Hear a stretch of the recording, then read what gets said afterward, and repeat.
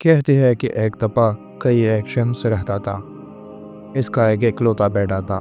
ماں کی بے جا لاڈ پیار سے اگلا ہوا بیٹا آہستہ آہستہ بڑا ہونے لگا، یہاں تک کہ جوان ہو گیا، لیکن نہ کوئی ہنر اور نہ ہی کسی کام کا تجربہ اسے آتا تھا۔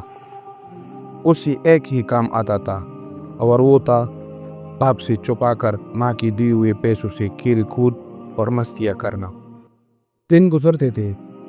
ایک دن صبح کی وقت باپ نے اسے آواز دے کر اپنے پاس بلایا اور کہا، بیٹا اب تم بڑے ہو گئے ہو اور خیر سے جوان بھی ہو۔ آج سے اپنی ذات پر بھروسہ کرنا سیکھو، اپنے پسینے کو بہا کر کمائی کرو اور زندگی گزارنے کا ہنر سیکھو۔ بیٹے کو باپ کی یہ بات کچھ ناگوار سی گزری۔ تقریباً احتجاج بھری انداز میں اس نے باپ سے کہا، مجھے تو کوئی کام کرنا نہیں آتا۔ باپ نے کہا، کوئی بات نہیں، اب سیکھ لو۔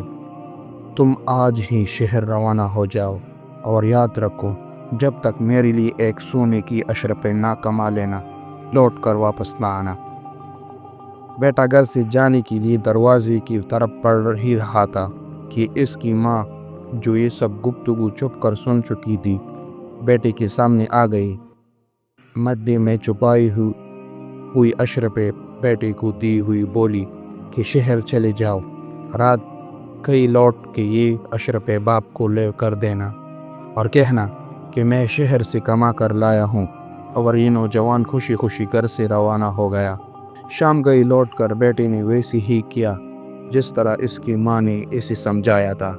سیدھا باپ کے پاس جا کر بولا، ابا جان، یہ لیجیے سونے کی اشرفی۔ میں نے سارا دن بہت جان لڑا کر کام کیا اور بہت سی مشکل سے یہ اشرفی کما کر آپ کے پاس لایا ہوئی۔ باپ نے اشرفی کو لے کر کافی غور سے دیکھا اور پھر جلتی آگ میں ڈال دیا اور بیٹے سے کہا، نہیں برخوردار، یہ اشرفی تمہاری محنت کی کمائی نہیں ہے۔ تم کل سے دوبارہ کام پر جاؤ اور دیکھ لینا، جب تک ایک اشرفی کما نہ لینا، لوٹ کر واپس نہ آنا۔ بیٹا خاموشی سے باپ کی اس حرکت کو دیکھا، نہ کوئی احتجاج اور نہ کوئی رد عمل۔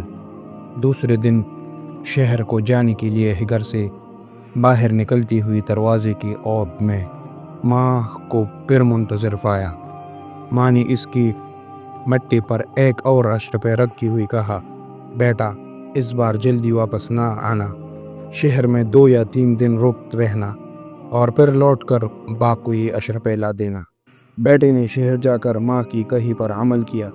3 دن کے بعد گھر لوٹ کر سیدھا باپ کے پاس گیا اور اشرفی اسے تماتے ہوئے کہا، اے والد محترم، یہ لیجیے سونے کی اشرفی، اسے کمانے کے لیے مجھے بہت ٹکن محنت کرنا پڑی ہے۔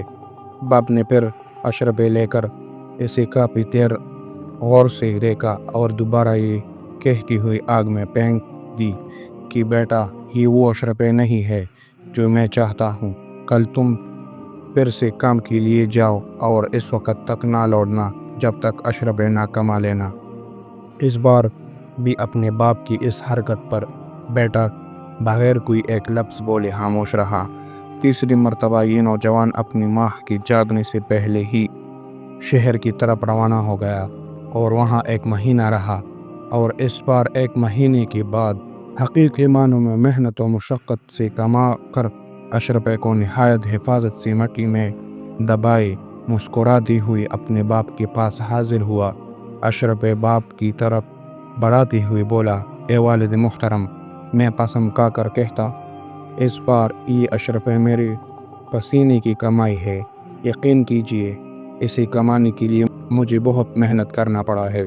سونے کی اشرفی کو ہاتھ میں لے کر باپ کا بھی غور سے دیکھتا رہا۔